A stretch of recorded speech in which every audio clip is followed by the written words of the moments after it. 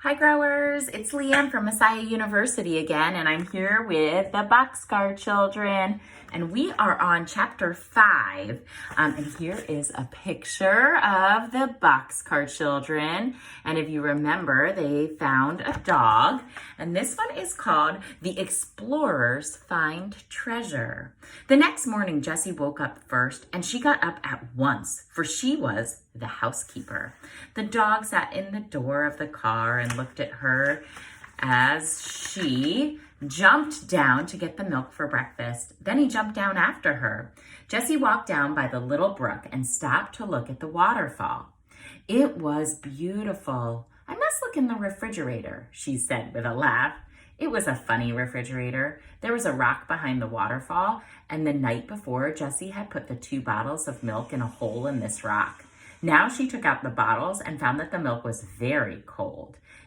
"Is it good?" called Benny, who sat in the car door. "It is delicious," cried Jessie. "It is cold, too." She got up into the car with the milk and sat down beside Benny. Then the 4 children drank the milk for breakfast. Henry said, "Today I'll go to town and try to get some work to do.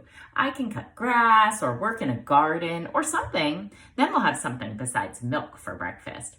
He washed his hands and his face and started out. "I am so glad you have a dog, Jessie," he said. "Goodbye. I'll be back at noon." The children looked after Henry, and then they looked at Jessie.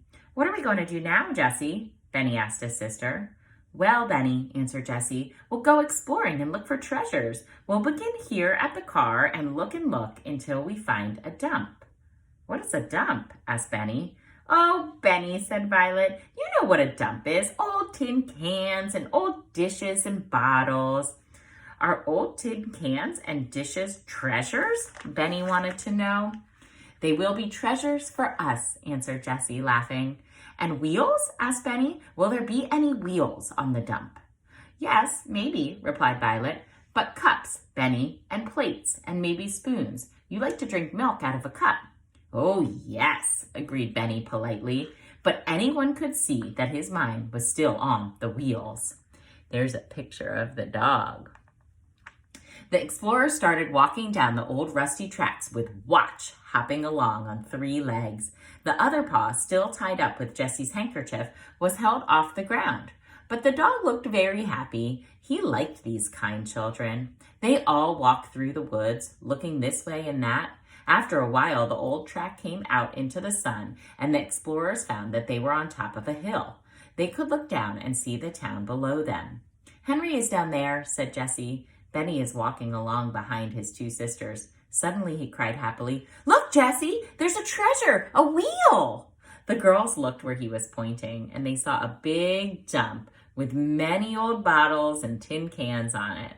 There were also both wheels and cups. Indeed, there were dishes of all kinds. "Oh, Benny," cried Jessie, "you saw the treasure first. What should we do without you?" Here's the children and their treasure. Violet ran over to the dump. "Here's a white pitcher, Jessie," she cried. Jessie looked at it. It was all right with only one small crack. "Here's a big white cup, too," she said happily. "Can you use a teapot, Jessie?" asked Benny. "Yes, indeed," she replied. "We can put water in it. I have found 2 cups and a bowl. Let's look for spoons, too." Violet held up what she had found, 5 spoons covered with rust. "Good," said Jessie. "Here's a big kettle. Let's pile all the dishes in it. Then we can carry them back to the boxcar." Benny had found 4 wheels just alike and laid them to one side. Now he held up a pink cup. There was a big crack in it, but it had a handle. "This will be my pink cup," said Benny. "I hope it will hold milk," said Jessie, laughing. "It's a beautiful cup, Benny." The children laid all their treasures, even the wheels, on a board, and the girls carried the board back to the boxcar between them. They put the dishes down by the brook. "Now we must wash them," said Jessie. "All right," agreed Benny. "We'll wash my pink cup." And never did a little boy hand dishes so carefully to his sister as Benny did. The girls washed the dishes with soap, and Jessie used sand to get the rust off the spoons. There, she said, washing the last shining spoon. How fine they look, but I'm afraid they still aren't clean enough to eat from. When Benny comes, we'll get him to build a fire. Then we can have hot water to rinse them, and they will be very clean. The children sat back and admired the dishes. Suddenly, Violet cried, "Oh, I know where to put them. Come and see what I found in the car last night." Both girls looked in at the door. "Look on the door on the other side of the car," said Violet. All Jessie saw were 2 pieces of wood nailed to the closed door of the car, but she knew at once what was in Violet's mind. She ran to get the board they had carried from the dump and laid it carefully across the 2 pieces of wood. It made a fine shelf for the dishes. "There," said Jessie. The children could hardly wait to put the shining dishes on the shelf. "Let's put them on now," said Violet, "and see how they look without waiting to rinse them." When they were on the shelf, Violet picked some white and yellow flowers and put them in a cup full of water in the middle of the shelf. "There," said Jessie, stepping back to look at it. "You said 'there' 3 times, remarked Benny happily. "So I did," replied Jessie, laughing, "and I'm going to say it again." She pointed into the woods. "There!" Henry was coming through the woods, and he carried many funny-looking bundles in his arms. Growers, look how nice they made this shelf look with all those dishes and the flowers. Henry would not open his bundles or tell them what he had been doing until it was time for dinner. "Where did you get the dishes?" he cried when he saw the shelf. "We went exploring," said Violet, "and found a big dump."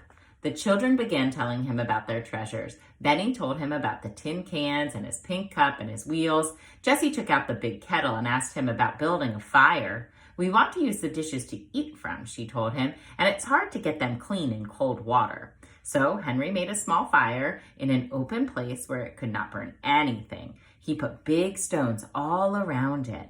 "We ought to have a fireplace," he remarked. Jessie cleaned the kettle with sand and filled it with water. Then Henry put it on the fire. Soon the water was boiling, and Jessie rinsed the dishes carefully. "Now, I know they're clean enough to eat from," she said happily. I'll be back with Chapter 6, growers. Have a great day.